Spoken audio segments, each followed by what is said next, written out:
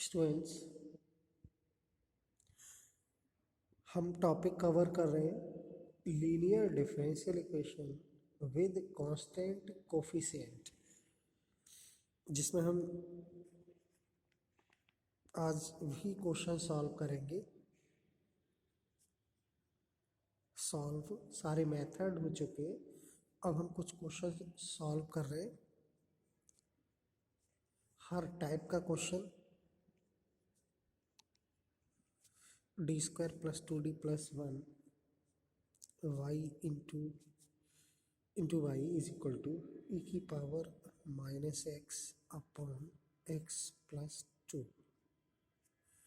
देखिए, working process सभी question का लगभग एक ही है, केवल फार्मूला चेंज हो जाता है। तो वर्किंग प्रोसेस क्या है कि फर्स्ट स्टेप जो होता है हमारा वो CF फाइंड करने का होता है।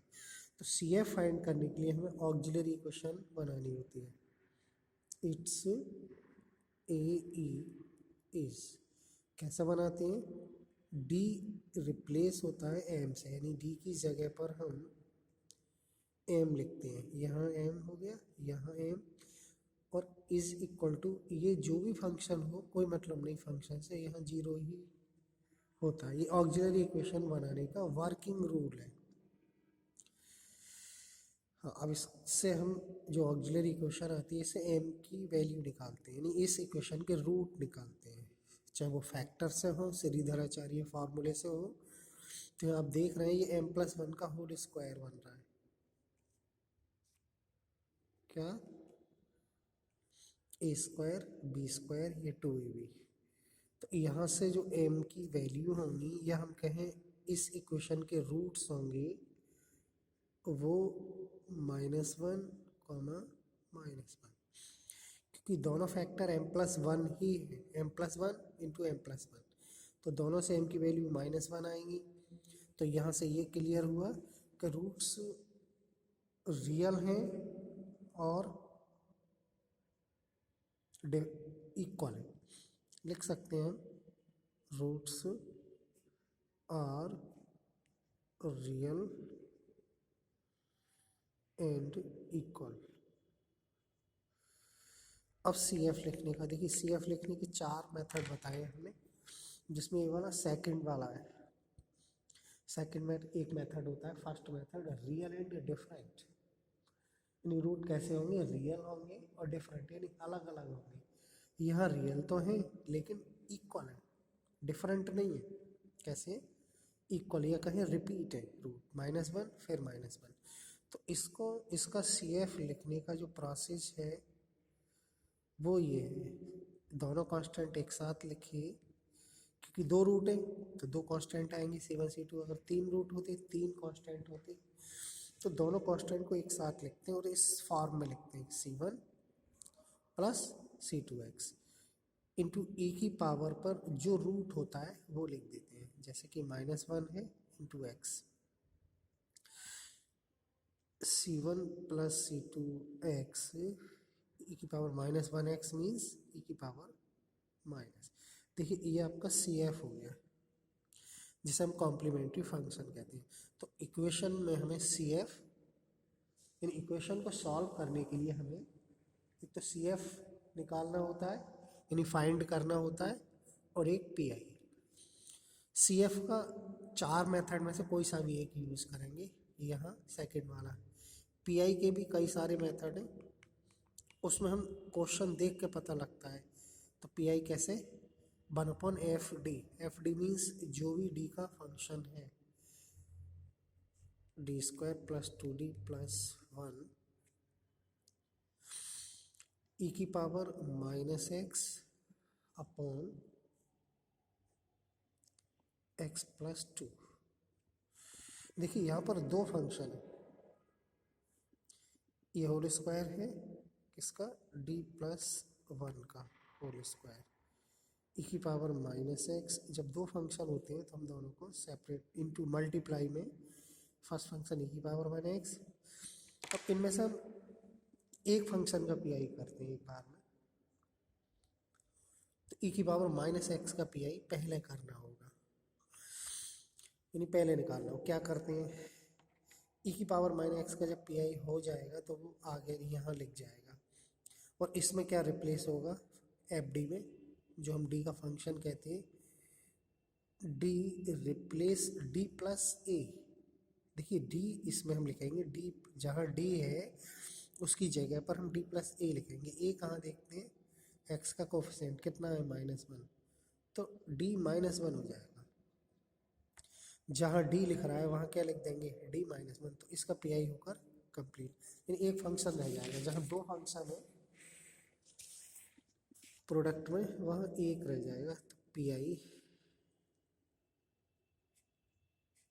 ई की पावर -x डी -1 + 1 होल स्क्वायर, क्या रह गया, 1/x + 2। इसका पी आई करना और रह गया। इसका सिंप्लीफिकेशन करें तो d²,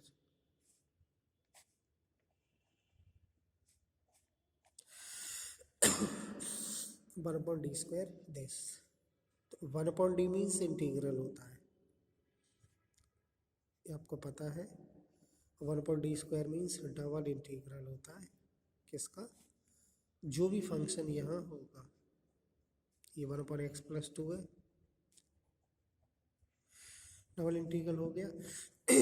तो 1/1 हम इंटीग्रल सॉल्व करेंगे। एक इंटीग्रल का सिंबल हट गया, 1/x का इंटीग्रल log x होता है, तो 1/x + 2 का क्या होगा, log x + 2 होगा। हो गया इंटीग्रल, लेकिन अभी एक इंटीग्रल और रह गया, तो इसका इंटीग्रल कैसे करते हैं, मेन पॉइंट यही है इस क्वेश्चन का। बाकी तो सब पुराना मेथड है, और ये भी आपने किया होगा। इसको हम 1 × log x + 2 integral by parts करेंगे, जबकि ये सिंगल फंक्शन है log, इसको डबल बना रहे हैं, क्योंकि log x का इंटीग्रल का डायरेक्ट कोई फार्मूला नहीं होता है। तो इसको फर्स्ट फंक्शन लिख लें, इसको सेकंड, इंटीग्रल बाई पार्ट्स।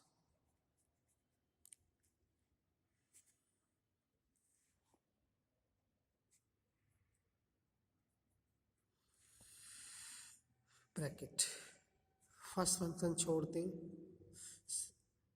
एक सेकेंड, इसमें गलत हो गया, ये सेकंड इसे फर्स्ट इसे, क्योंकि log x छोड़ेंगे और 1 का इंटीग्रल करेंगे, तो log x मीन्स यहाँ पर log x + 2 इंटीग्रल किसका, 1 का, जो कि x होता है, माइनस log x + 2 का डिफरेंशियल इंटू 1 का इंटीग्रल x dx, e की पावर -x ब्रैकेट, ये हो गया x log x + 2 minus integral x upon x + 2। देखिए इसका इंटीग्रल फिर करना है,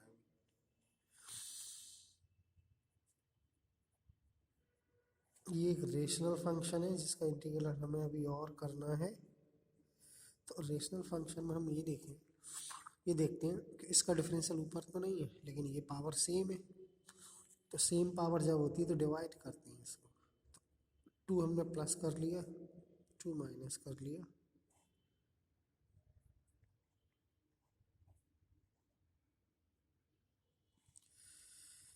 देखिए e की पावर -x, ये ब्रैकेट ब्रैकेट, ये कुछ नहीं, x log x + 2 माइनस, देखिए यहाँ से ब्रैकेट हम सॉरी इंटीग्रल के दो पार्ट कर दिए, एक तो x + 2 अपॉन x + 2 जो कि होगा 1 होगा, एक होगा -2 अपॉन x + 2, तो ये माइनस बाहर है और ये माइनस ये हो जाएगा integral two upon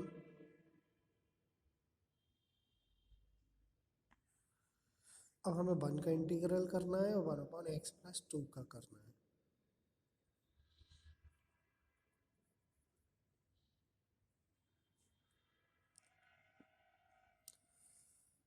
x log x+2 minus 1 का इंटीग्रल x होता है, ये आप जानते हैं।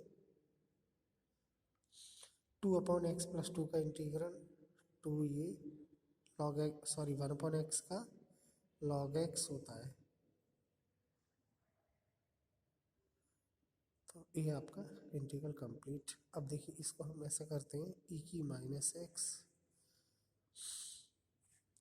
ये वाली टर्म दो जगह है तो ये हो जाएगा x+2 कॉमन ले लिया हमने, क्या log x+2 कॉमन ले लिया, माइनस का x, ये वाला x, 2 log x+2 x log x+2, तो log x+2 कॉमन, यहाँ से x यहाँ से 2, ठीक है। पी हो गया, यानी पी फाइंड हो गया।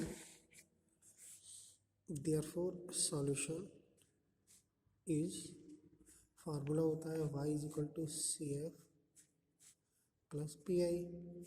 तो y equal to C F था c1 प्लस c2 x